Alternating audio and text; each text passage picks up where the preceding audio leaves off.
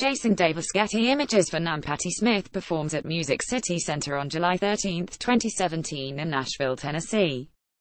Patti Smith's long, slender fingers trembled just thinking about being a writer during the presidency of Donald Trump. "I don't know how people are even able to contain themselves and contain the rage," Smith said. "I always felt, even if I didn't agree with whomever was our president, I felt that I could still walk tall wherever I want.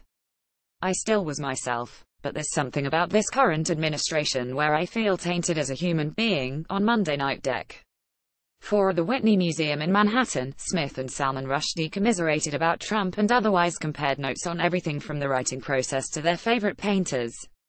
They were guests at the annual Chairman's Evening, hosted by the MacDowell Artist Colony, and were interviewed by Pulitzer Prize-winning novelist and MacDowell chairman Michael Chabon. MacDowell has a long history of bringing artists together, and previous Chairman's Evening pairings have included Martin Scorsese with Lin-Manuel Miranda and Stephen Sondheim with Paul Simon. Rushdie and Smith share liberal politics, a love for Manhattan, and a willingness to try different art forms.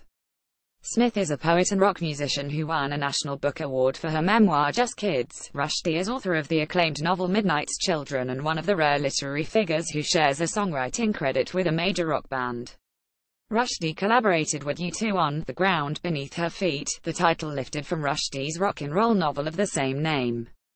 At the Whitney, he joked about being approached by other rock stars who wanted to work with him on music, including a drunken Alex James of the band Blur. "I've got this idea."